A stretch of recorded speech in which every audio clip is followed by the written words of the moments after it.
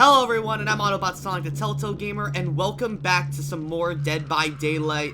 So here we are with version 6.0, and with that, we are on the PTB for the start of Chapter 24, the start of Year 7, Roots of Dread. Now, I know it's not only been a while since I made a Dead by Daylight video, but also just made a video in general, and if you can hear from my voice actually, and this is literally, it was about about a week after I recorded my video for the 10-year anniversary of The Walking Dead Season 1. Turns out, sorry, you can hear in my voice a little bit now. I had a pretty bad case of COVID, unfortunately. I managed to catch it finally for the first time after 2 years, being the only person in my family never caught it. But it finally caught up to me. I was super sick for 2 weeks, and just a few days ago, I finally started feeling better, and man, what a time to get over COVID, since we're now on the 6th year anniversary of Dead by Daylight. We're at the start of Year 7, and we've got a bunch of great new additions or stuff that was announced from the stream.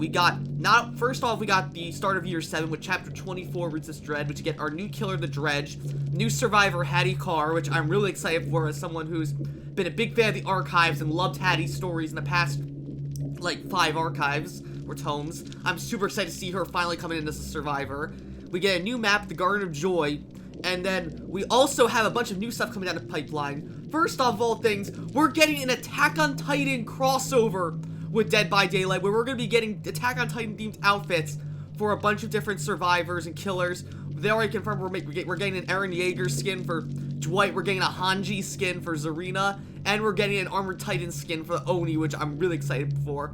So I'm definitely going to make a video theorizing, as a big Attack on Titan fan, I'm going to be theorizing what the last 7 skins are going to be for the Attack on Titan collaboration. On top of that, we got the really surprising announcement that we're getting a Dead by Daylight dating simulator called Hooked on You, which honestly I think is absolutely hilarious, and I'm so totally excited to play that and see what funny stuff we get in that. But the thing that actually excited me the most about today's stream was the announcement of what is coming after this chapter with Chapter 24, Roots of Dread, and that is going to be Chapter 25, which will be a second Resident Evil chapter. And as someone who, again, Resident Evil is one of my favorite horror franchises of all time, maybe willing Dead Space being the number being a little bit better than it, Resident Evil getting a second chapter, which is going to be called Project W, super excited for that. Of course, according to leaks, there's a rumor that the killer is apparently going to be Wesker, which I'm really going to be really happy for if it is. I was hoping it'd be like Jack Baker or William Birkin,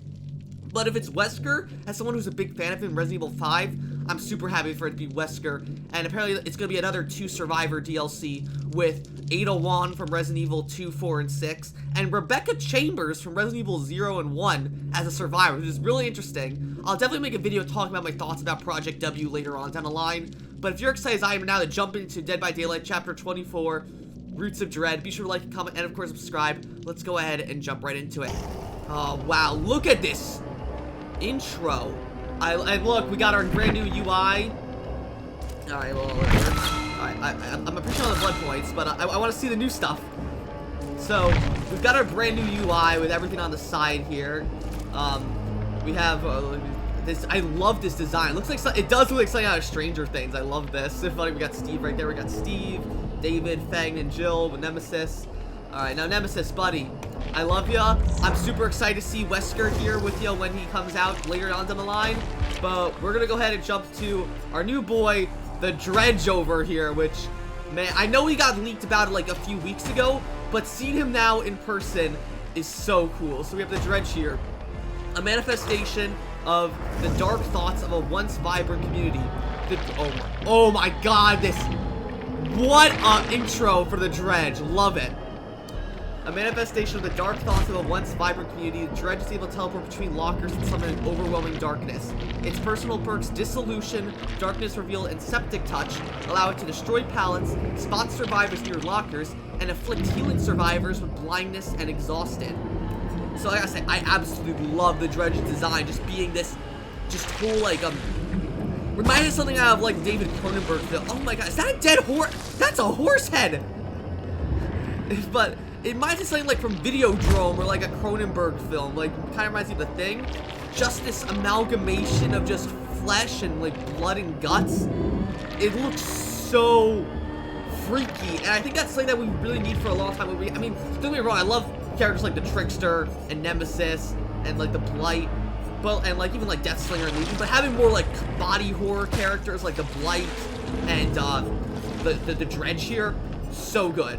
So good. So let's go ahead and read the Dredge's perks and backstory. We do have a backstory for the Dredge. Thank God. I thought it was gonna be like Nemesis when we had to wait until the actual chapter release to get it. So let's see the Dredge's perks and the first power.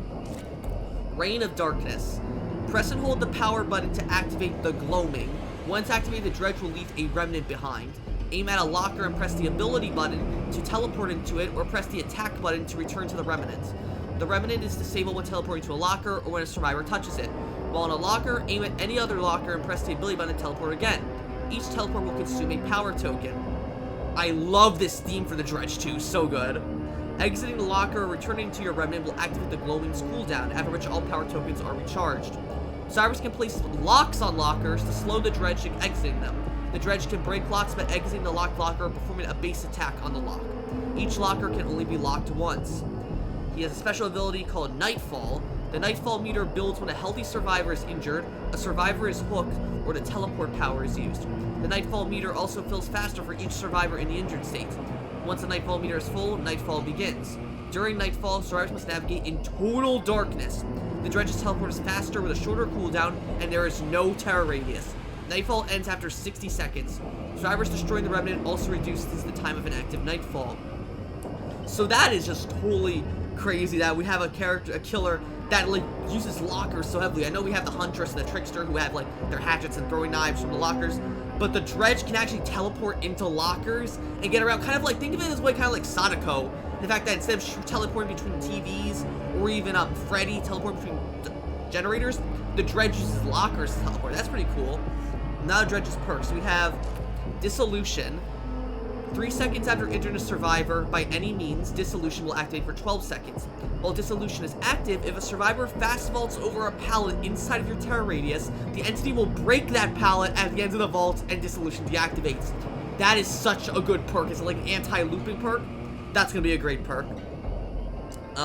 Second perk is Darkness Revealed. When you search a locker, the auras of all survivors within 8 meters of any lockers are revealed to you for 3 seconds. Any lockers, that is really, really good. So that's gonna be a good, like, kind of like a barbecue and chili, just a nice reconnaissance perk. That's gonna be really useful, especially, I can see that working with really good with the Trickster and the Huntress, definitely. Not so sure with the Dredge, but definitely Trickster and Huntress. That's gonna be a great perk with them. And the Dredge's final perk is Septic Touch.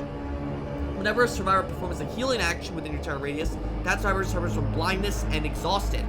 Those effects linger for 6 seconds after a healing action or is interrupted by any means. So it's kind of like Fearmonger, but for healing. So the way Fearmonger works is when you repair a generator, you're exhausted and blinded. But for this, it's when you're healing, you're blinded and exhausted. So that's pretty cool.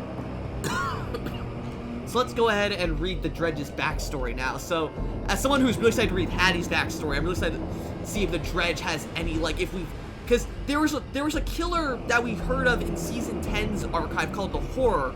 And to me, the Dredge's design reminds me a lot of the Horror. So is the Dredge the Horror, or is the Horror going to be some other kind of killer that we'll get later on down the line? So let's see here. The Fold was founded on a private American island in the 1960s by a group of anonymous philanthropists. Their goal was to establish a peaceful society free of dark thoughts and emotions, attracting dismayed, disenchanted, and disillusioned from all over the country. This peace-loving community thrived over the years, and members freely followed the dictates of its charismatic leader, Otto Stamper. That's the guy from the Doctor story. So that's gonna be cool. The Doctor's like, I'm not sure if it's his protege, if it's his like teacher or professor, but I'm pretty sure he was definitely the Doctor's stories. That's interesting, and in the 60s, because that's when the Doctor story takes place as well. Follow the dictates of its charismatic leader, Otto Stamper, who taught his followers the secret of maintaining happiness through joy talk, meditation, and the endless reciting of good thinking mantras. But not all was bliss within the Fold, and Otto swiftly banished anyone who confessed to having dark thoughts or speaking dark words. Those he appointed as guardians of the Fold were quick to root out malcontents, banishing anyone who thought or spoke against the almost perfect community he had established. In this way, Otto had conditioned Ottomarians to believe dark thoughts were the root of all discontent. he spoke of an ancient god called Druani, telling them how this god fed on dark memories and desires, and how they needed to expel any and all manifestations of darkness from their hearts for fear of summoning this horror from the land of shadows. Life was more or less a utopian dream on the island until, that is, the darkness began to slowly leak through the cracks of their spiritual dam and members began to mysteriously disappear. It wasn't long before fear closed its septic jaws on the island and refused to let go. The once happy community now gathered in a few homes, chanting all the good-thinking mantras in a desperate attempt to rid their lives of this formless creature that seemed to stalk them in the shadows and consume them in their sleep. Otto tried to quell his followers, telling them that there were malcontents among their ranks, that they alone had summoned the Druani to the Garden of Joy. As the full belated fear, Otto evoked desperate measures. Automarrians were restricted to their homes to prevent the spread of rumors and dark talk, while sleep was forbidden to prevent anyone from releasing dark dreams into the world. Freedom and sleep would return just as soon as the Druani was no longer upon them. But when Automarians continued to disappear, Otto assembled his followers near the beach where he placed a screaming woman on a wooden stage. There, in the rain, Otto explained to his drenched, alienated, and sleep-deprived congregation that the woman was a journalist here to destroy everything they had created. As the Guardians held the trembling woman, she screamed that Otto wasn't the savior he claimed to be. He belonged to an ancient cult, an exclusive club of billionaires that took pleasure in corrupting and sacrificing people, towns, and even countries to an elder god. So Otto was part of the Black Veil then! That's so cool! And of course, the Black Veil is the cult that worships the entity. We saw them in Elodie's story, we saw them in the Twin story. I think they were in the Blight story, and then they were definitely in the Artist story as well. So it's cool to see the Black Veil like coming full circle in all these different stories now. That's so cool. The journalist had told them Otto hadn't banished anyone. He had tortured and sacrificed them and that they would all be next. Without hesitation, Otto slit her throat before she continued to spread lies. As she collapsed to her knees with her hands clasped around her neck, he told his confused and terrified her that she was working with others within their ranks, and that they needed to find the imposters before the Druani came for them all. Otto's words shot over the congregation and reached into the murky recesses of their hearts and dredged up dark and fearful things. Years of suppressed emotions began to bubble up as a thick fog pushed through restless legs and feet. Whispers began, and the whispers became panicked mantras, and the mantras became screams and curses as each member accused the next of mouth-thinking and mouth-speaking. Over the howling wind and pounding rain, the screams and curses grew louder and louder as everyone desperately tried to contain the darkness within. But the harder they tried, the quicker they failed, and within moments the dam burst to release a torrent of hell. Otto watched his once blissful and joyful herd suddenly erupt into violence unlike anything he had ever seen before. The folds bleated accusations and tore each other to bits and pieces with hands and teeth, and never once did they look up to see their kind and charismatic shepherd smiling down on them with eyes that were cold, bleak, and without pity. So, yeah, this sounds a lot like the Doctor's tome entry back in season 2, like where, so Otto basically just put all these people, like, he made this boogeyman, basically saying, oh, yo, we gotta, like, think positive thoughts if you don't want the boogeyman to come and ruin our town. So when he says, oh, there are people here wanting to bring the boogeyman here, so go ahead and kill each other. So he wants this boogeyman to come to life, and because he wants this Druani god to come to the entity. That's so cool. When it was all over, Otto felt the creaking wooden stage shake as a murder of crows circled above. Suddenly, the ground rose and then sank into a thick, oozing black mud like molasses. Moments later, a formless mass squelched out of the muck and rose like a rearing horse to feed upon the writhing mash of butchered humanity. It was everywhere and nowhere at once as it slowly picked its way through the carnage, absorbing the darkness, savoring the misery, trailing terrible noises. Shrieks, cries, whimpers, pops, cracks, feasting sounds, death sounds, dark sounds. Otto watched the creature slowly began to manifest into the very thing he had imagined, the very thing he had made them all imagine. It slowly turned to Otto for a long silent moment. Then the Druani trudged away through the thick black sludge, disappearing into the shadows from which it had come. Wow. So yeah, so that's cool. For the first time ever in Dead by Daylight, we don't have, like, for example, like, the Trapper was a person, that's Evan McMillan. The Huntress is a woman, Anna. We have, the Blight, who was Talbot Grimes. Then we have, like, at the very least, we have the Demogorgon, who was, like, an actual, like, living creature. Pyramid Head, which is, like, Pyramid Head's pretty much the closest thing to the Dredge. The Dredge was basically a creation of Otto Stamper, of all these bad thoughts, and it's just an amalgamation of all the brutality and all the morbid thoughts plaguing the community, and I absolutely love that. Like, it's like very similar to Pyramid Head again. Just so good. I love that. And I love the Dredge's power. I'm definitely going to be going over his gameplay at some point. But right now I just want to go ahead and look at Haddie's perks and stuff because I'm super excited. Oh, look at that. Look at the Dredge's fucked up arm there. I love it. We got Jill, Meg, Felix, and Adam there. Alright, let's go see my girl Haddie now. Alright, Jill, I love you. I'm super excited to see Ada and Rebecca here potentially as well, but we gotta see, there she is, my girl Haddie Kaur. Haddie is a brave and determined podcaster with the ability to see and feel places of great suffering she calls overlaps. Her personal perks, Inner Focus, Residual Manifest, and Overzealous, allow her to track survivors and killers after an attack, use flashlights more effectively, and repair generators more efficiently. Let's take a look at Haddie. I know her model leaked like quite a bit, but like again, like a few weeks ago before like a week ago before the podcast. But man, seeing it like actually like live now in better quality, I love Haddie's design. I will admit she's not exactly how like one-to-one how I imagined her looking, but I really do like Haddie's design. I feel like her body type, the fact that she's more so. Ooh, what she got over there? She just kind of had like some sort of tablet teleporting to her hand. She's kind of like Jonah in that Jonah Michaela. I like when characters have these items. We had Michaela with her her book. We had Michaela with a book. We had Jonah with his iPad, Yoichi with his VHS tape, and now we have Haddie with her little like spectrometer or whatever. I like her design though. So I wonder, is this supposed to be teenage Haddie like we saw back in the archive entries for season 6, 7, and 8, or is this supposed to be the adult Haddie we see in season 10? Because I don't know, to me this looks more like adult Haddie. The fact that she has all the scars on her arms and face, that makes me feel like that this is definitely adult Haddie, like that she's been through shit. She had to deal with the vampires back in season 7, I believe it was. She had to deal with the spider demons back in season 6. She had to deal with all the Black Veil members trying to kill her and Jordan back in season 9 and 10. Oh, I'm so excited. So let's see. I'm so excited to read Haddie's story. So first, let's see Haddie's perks. Her perks are Inner Focus. You can see other survivors' scratch marks within 32 meters of you. So that's kind of like Self-Aware, which was a Nancy perk, but that was your scratch marks. Now you can see other survivors' scratch marks. Whenever another survivor loses a health save within 32 meters of you, the killer's aura is revealed to you for 3 seconds. The death, the trauma, the fear all leads here. The overlap. Haddie Kaur, Ravages Abyss, episode 11. That's great. And the overlap, of course, she mentions that all the time in all of her archive entries. So that's great. Her second perk is Residual Manifest. After a successful killer blind, the killer becomes blind for 20 seconds. Okay, that's an interesting perk.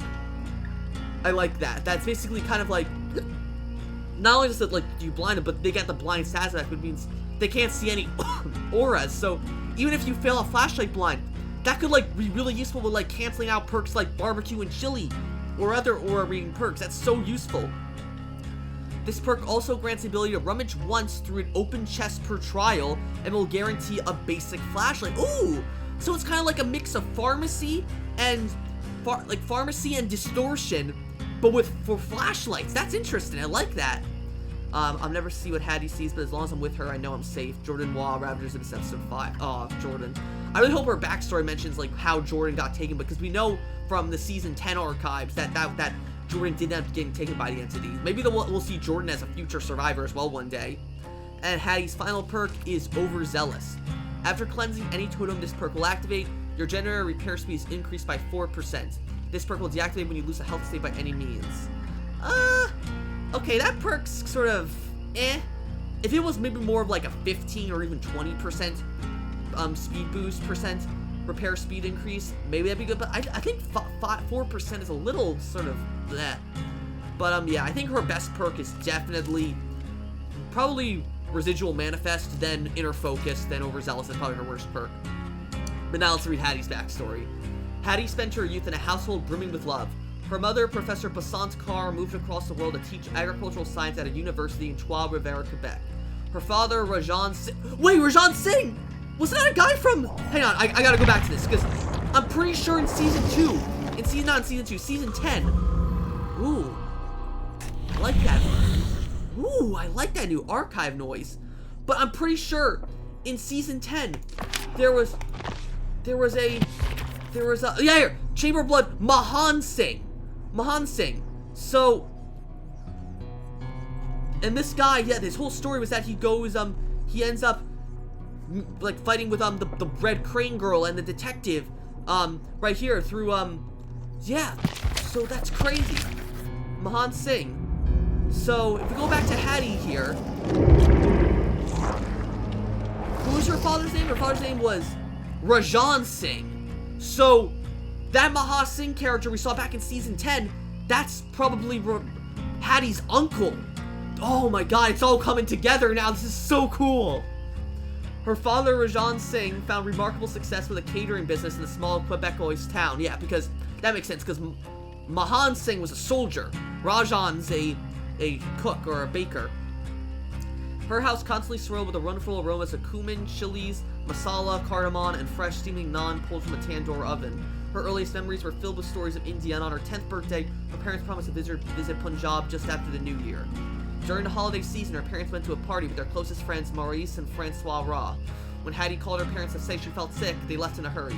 Driving through the winding, snow-swept roads of rural Quebec, Rajan lost control of the car, skidding into an icy, gnarled forest. It would be 2 days before their bodies were found trapped in the vehicle. As Hattie's fever broke, the police arrived at her doorstep telling her that they had not suffered, but Haddie was old enough to know the police were just being kind. The next morning, she woke up with white hair and a question that would haunt her for the rest of her life. Oh! So, I don't know, just to me that looks more like blue hair, like she dyed her hair blue than an actual white streak, but interesting. Okay. I'll go back to this. The Ra took Haddie in, doing their best to fill in the hole left by her parents. Despite the enormous loss, Haddie was again surrounded with love. The love her adopted parents had for their son Jordan, and the love the three had for her. But the trauma of losing her parents seemed to unlock something within her. She began to see things nobody else could see. Horrible, unnatural, unexplainable things. Apparitions tormented her in class, at home, in bed. Her unexpected screams earned her the nickname Helly Haddie, only adding to her alienation and anguish. And of course, that's where she got the name of her podcast called The Harbinger of Hell. Once a cheerful and social child, Haddie walled herself off to the world.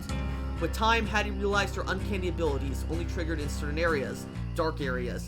It was as though there were places in the world where another dimension somehow blended to our own. Jordan called these intersecting areas overlaps, and they seemed to give Haddie insight into a dark, shadowy world straight out of a cosmic horror story. When Haddie graduated high school, she felt an unexplainable tug to discover who her parents were. To raise money for a trip to India, her brother Jordan suggested that he use her abilities to explore and document all the haunted places in Quebec, starting with a haunted asylum. At the Dorea Institute, okay, so it's not the Crotus Pen Asylum from the nurse's story, Haddie could see and hear residual memories, patients, doctors, and so much more. While recording her impressions at the Institute, she offhandedly called the encroaching dimension the Ravage, since it not only assaulted her with memories from all times and places, but also gave a sense of feeding off psychic energy. The Ravage, she sensed, was a living mosaic of human suffering that was slowly corrupting and devouring the world. So the Ravage was her name for the entity. She concluded that they needed to investigate more to see if there was anything to her hypothesis. Jordan presented the footage and recordings to their uncle Stefan, who we saw, he had a little good story back in the start of Season 6 and the start of Season 7, I believe. Well, turned them what they had documented into a web series, which of course, Harbinger of Hell. Within days of uploading the first episode, Ravages of the Abyss was a viral hit. Oh, Ravages of the Abyss!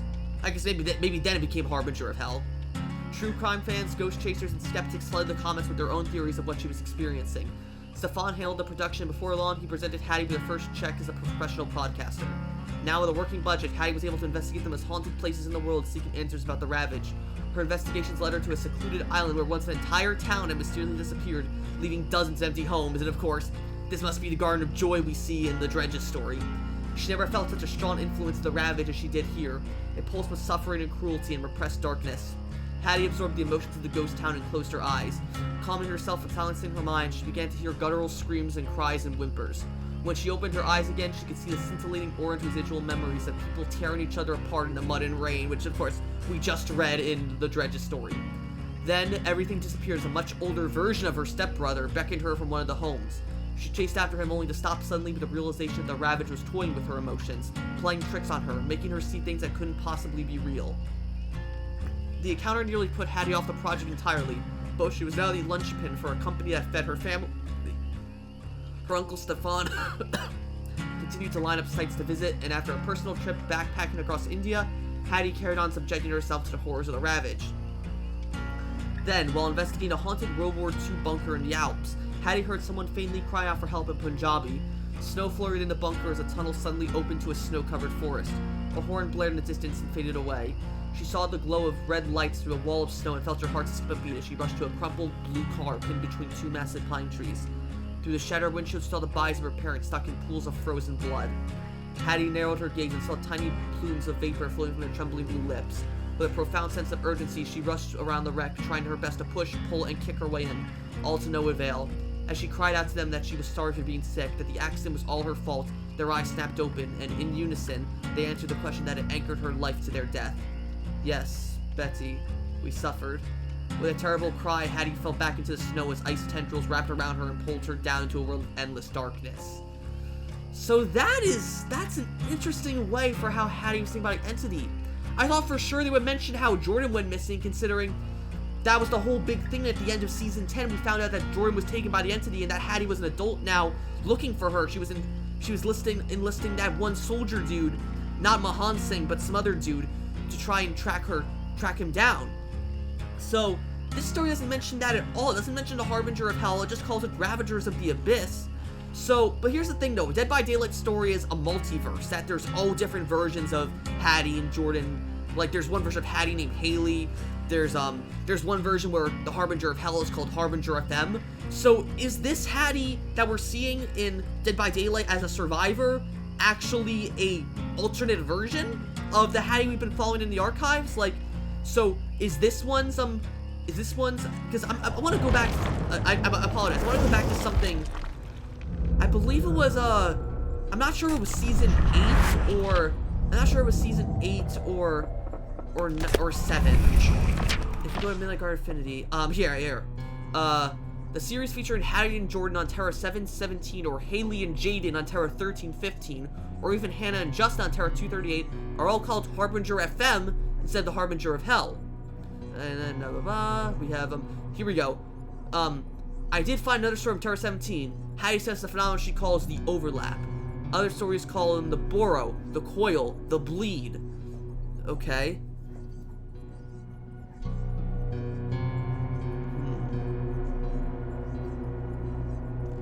Yeah, so I don't know exactly what this is trying to say. Like, does this imply that like the Haddie in Dead by Daylight here is not the same Haddie from the archives, or is this like a retcon that they're retconning the Harbinger of Hell? It was just called Ravagers of the Abyss instead.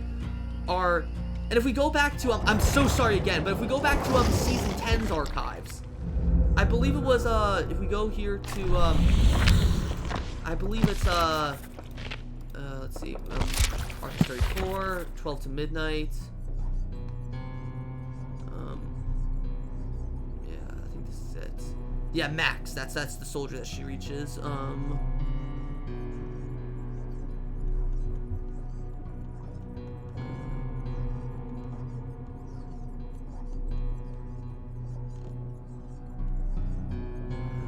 is this?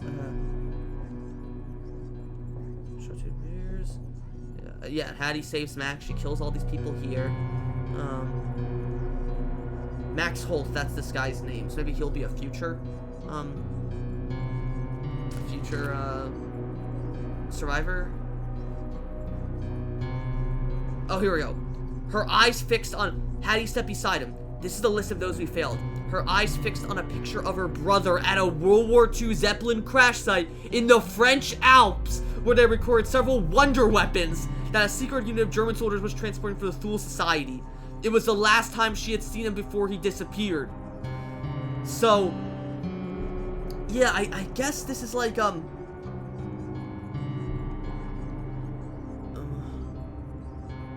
so yeah, I guess that this is implying that either this is an alternate form of Haddie, where this story is either about an alternate version of Haddie, where Jordan went to the Alps instead, but here it says it was a Zeppelin crash site in the Alps, while in the other one it was in Haddie's actual lore, the submarine.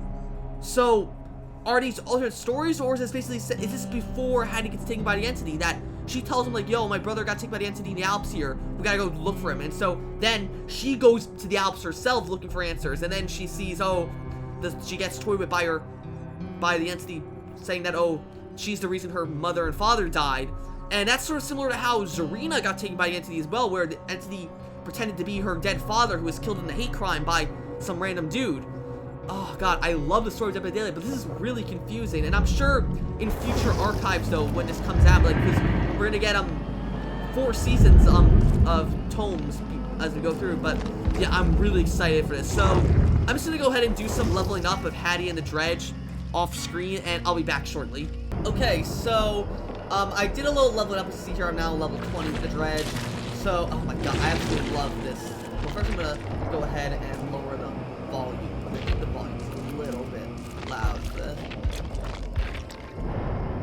Yeah, so I leveled up the Dredge a bit.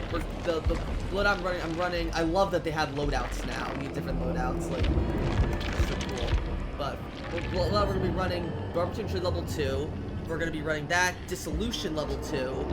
So Barbecue Chili, we can hook survivors and see their auras. And I'm really excited to see that they're going to what do you call it?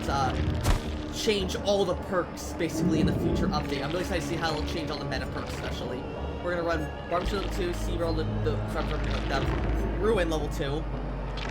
Slows down the generators when we're not working on them. Enduring level 2, so we get stunned for less time. And Dissolution level 2, which is the Dredge's new perk, where if a survivor vaults a pallet when injured, the pallet will break immediately. And for add-ons, we're running the Air Freshener, which will give us 1 additional power token for teleporting, and the Burnt Letters, which will increase the amount of Nightfall charge when injured survivor 20%, and we're rocking the Yellow Mori just to have fun. So let's go ahead and see what it's going to be like playing my first game as the Dredge. Oh good, we're in the Garden of Joy. Oh, I love this intro for the Dredge, like, just sort of materializes. Ooh! This is a spooky little map, I like this.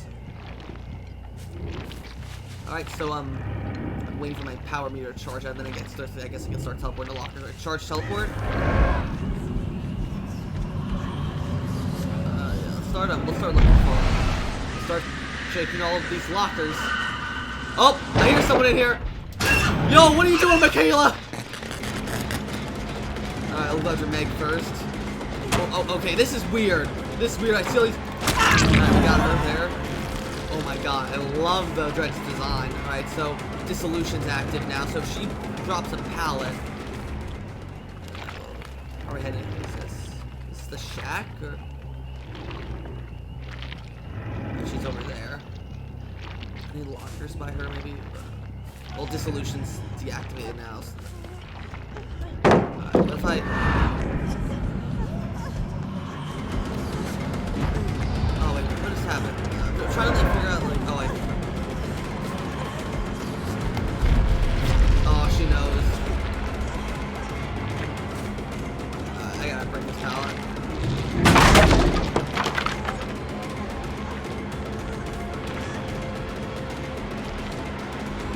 How you doing, Meg? Don't tell me you're dead hard. Hey, what are you doing? Are you trying to psych me out, Meg? No, you're gonna... Oh my god! That's how he picked it! What's up, Meg? This has a bunch of hands. Come up and grab her. Oh no, I don't see a hook. Come on, probably I make this hook before she breaks free. I didn't see any. Oh, I might not make this hook. Oh, I just made it. Thank god. That was close. I did not see what that other hook was. Alright, Michaela Nugent. Oh, bad Michaela. Bad Michaela. Where'd she go? Oh, she's over here trying to save Meg. Nugent should save her.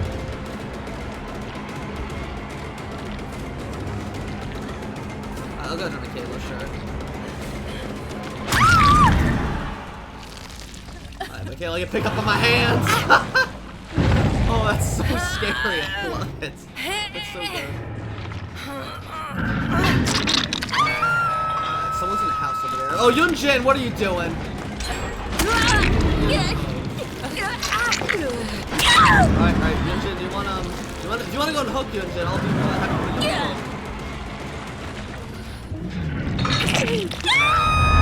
Let's go in this house.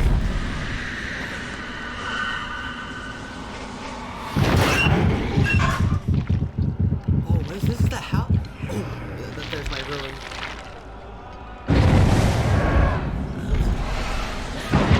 Oh, what are you doing, Michaela?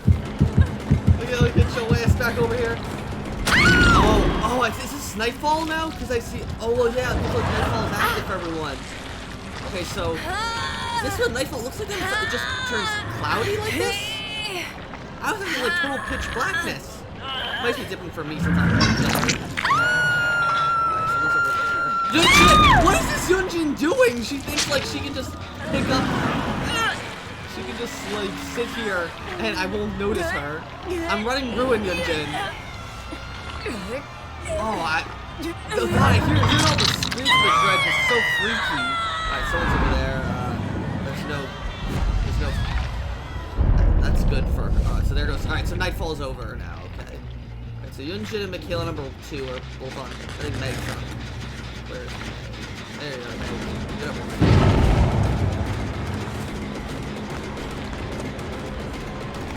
Oh, good dodge.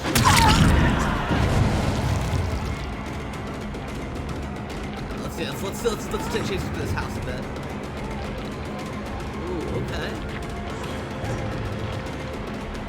Nice try, Meg. I like this house design. Reminds me of something out of Haddonfield or Springwood. Let's hook Meg. Oh, there's a hook in the house. Good. Someone set up a boon.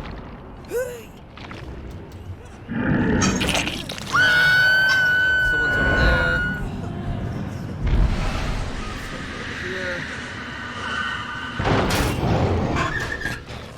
Michaela! That's Michaela number 1.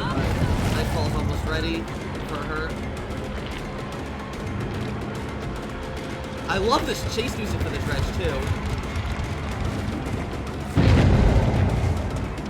Tell me she likes it. Oh! Hopefully I can get her to get Dissolution active. Oh, no. Where should she go?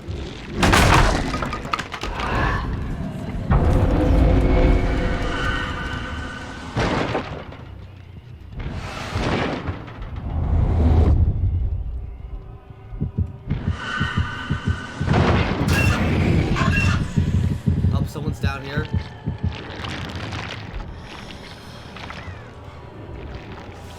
Oh, I see you, Meg. I see you, Meg. I know you have sprint burst, so let's just get so out of this fight. Let's get rid of that. Oh, I guess Dredge doesn't quite have a snuffing animation yet.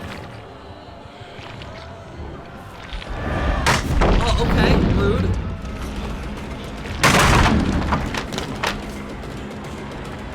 Oh, see, look, Meg's got locks on these lockers, so let's go and break these.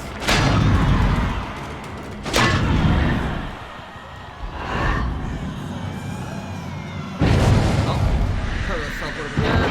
Oh, she's put a lock on herself. Oh, Yunjin, you're coming back here. Oh, there's a wall there. I'm gonna get Yunjin.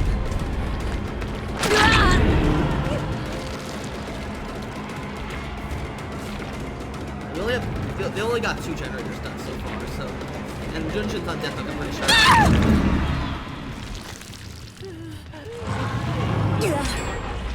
Oh, of course, it's so right there. I bet you better not have Saboteur.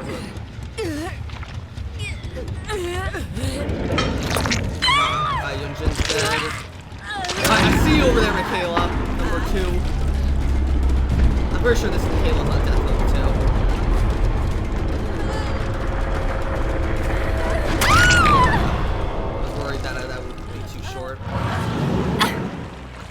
Hopefully, this Michaela's on the side. We'll just hook her right up here on the porch.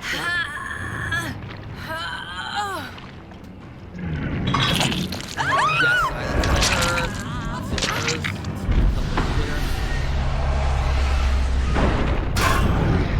is. Someone found the ruined totems, that's good. Where are they? They must be in the house then. Or they're over there. So again, Meg and Michaela number 1. We can do this.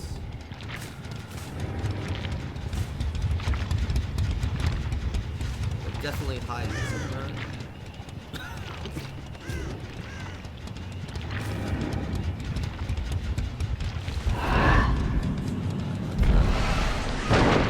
Oh, I see you, Meg. They're not bounce landing. Right, solution's active now. Oh, she knows I got. Oh. Alright, he's dead, mate. I saw Michaela running here. Let's see if I can get. Michaela, where are you hiding? Would you be hiding in a locker?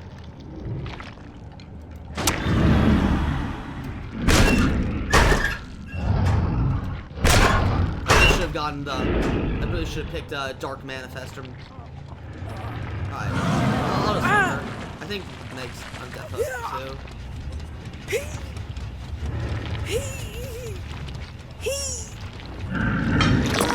Yeah, Meg's dead. Oh, there's Michaela.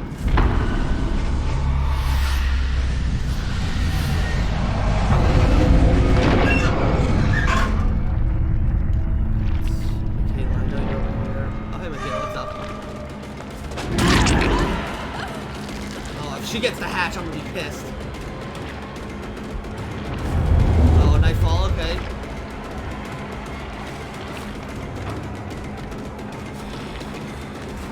Alright, dissolution's active. Ah, there's dissolution.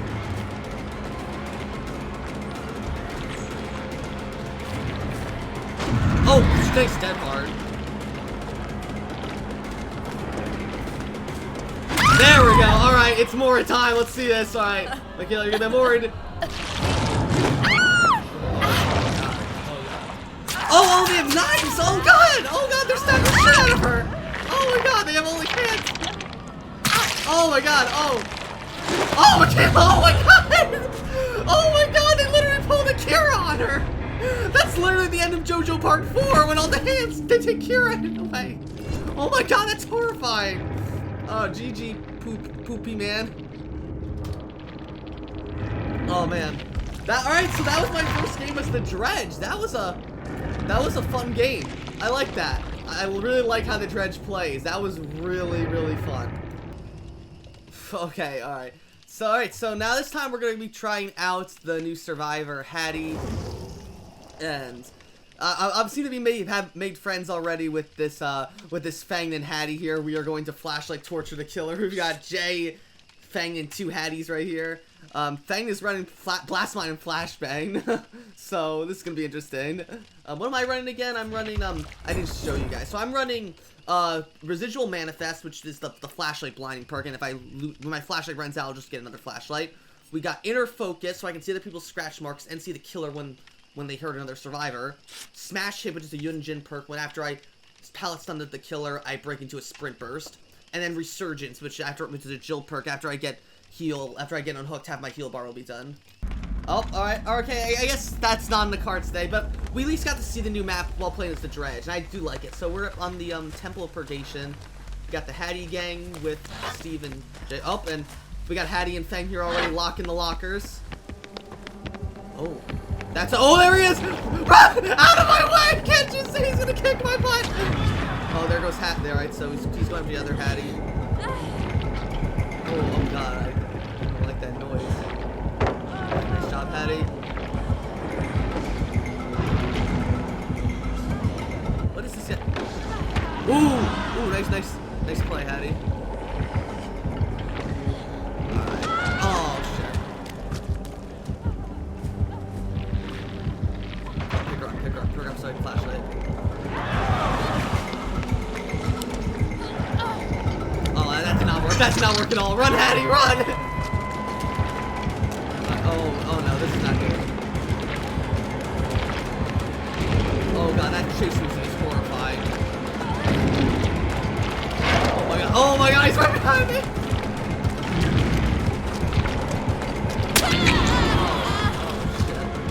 Oh god, no things right here too. Oh, this is not good.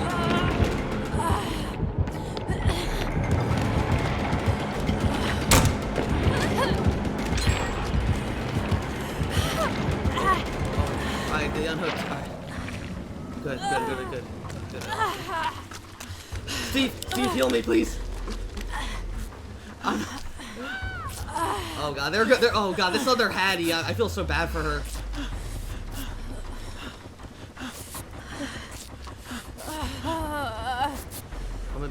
Why isn't he? Because is the thing over there? I think Steve. Let's go see if we can save this other Haddie. Oh no! No! I know this thing.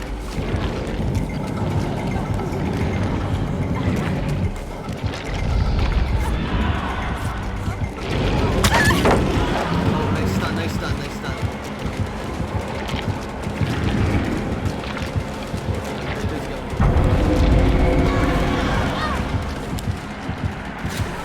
Oh, I just missed it. Oh, but I got him. There goes residual manifest just activated. Then we can... Oh, no. Oh.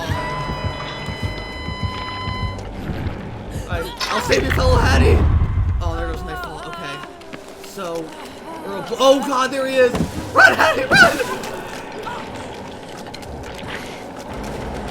Oh, buddy, blocked her.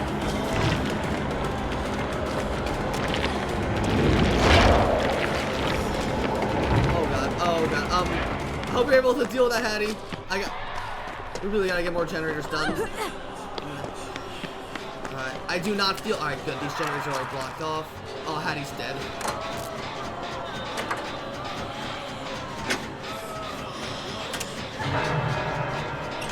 Haddie's dead. Oh shit, he's right there. Oh, good thing Steve locked those lockers.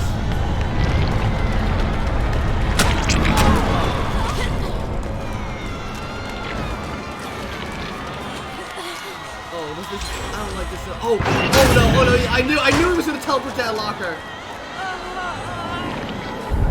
Oh! Eat shit! They're smashing! They're smashing him out of here.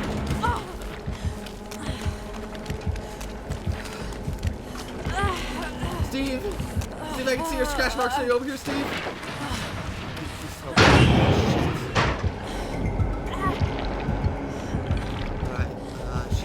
He's under Steve. Alright, Haddie, we gotta get out of here. Oh, guys, fuck.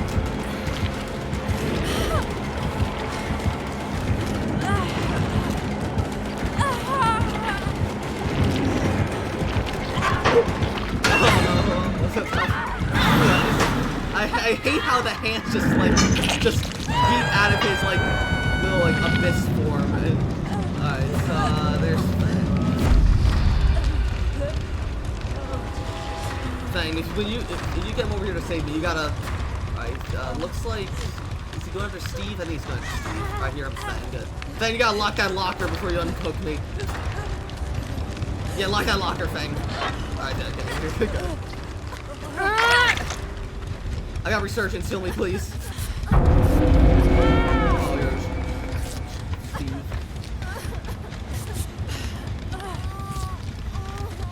You want me to heal you? Alright then. You want me to heal you, Fang, or? You want to work that generator? Sure then. Oh, there goes Nightfall. Alright, you want me to go? Oh, this is gonna be scary because. So this is what Nightfall looks like for a survivor. I'll be honest, I was kind of hoping that the darkness would be, I shouldn't be able to see, 2 feet in front of me. I thought, with this, I can pretty much still see everything. Hopefully they change that when the update actually goes live. Oh, fuck me!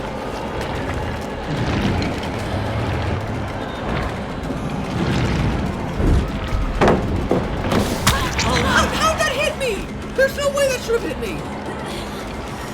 Alright, well, I hope you're able to get this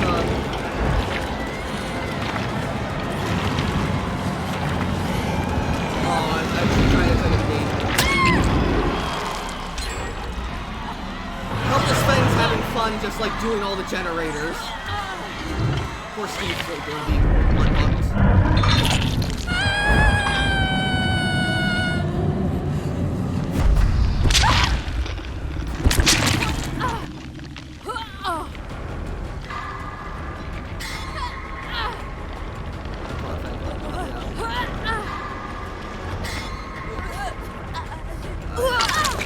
time for this, yeah, because Dredge is gonna come over there. I gotta get out of here. Oh, we're not gonna save. Fang, yeah, you haven't looked at all. You go save. Oh no. Please don't tunnel me, Mr. Dredge. Oh.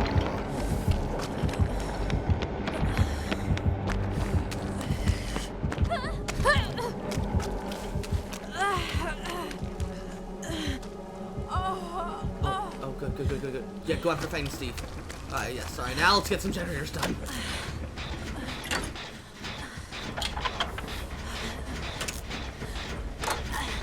I gotta say, everyone like is calling like, oh, Haddie's ugly. She's the next Mia.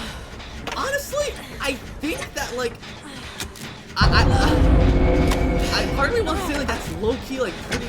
Oh no, Fang, why did you bring him over here? Why? Oh no.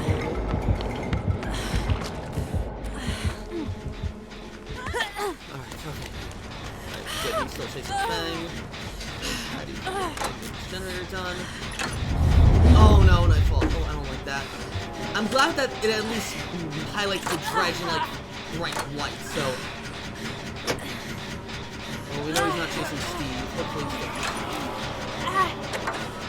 That's the worst part, that I've become oblivious during this Nightfall. Alright, so Dredge is over there, good.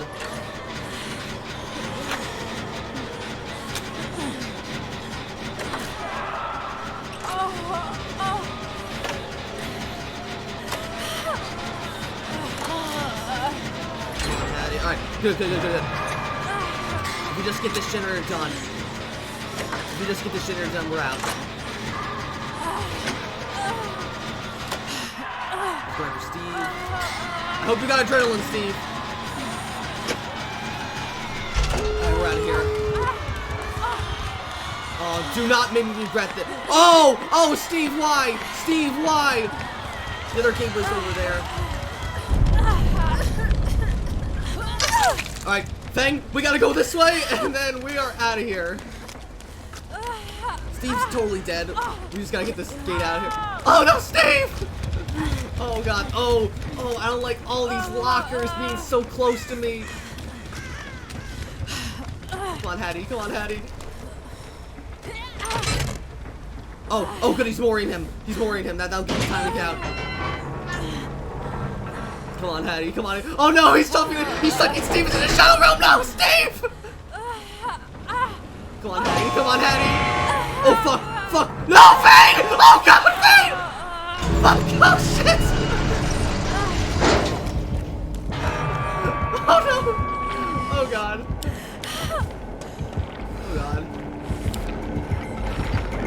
Haddie's car's out, peace! Oh my god. I'll be honest. I didn't think I was gonna make it out of that. I feel so bad that the Fang played so well and I had to leave her. But I had to. Oh my god. That was a good game, though. That was a great... We won as both Haddie and the Dredge, so I'm happy with that. I feel so bad for this Fang, though. I'm sorry, Fang.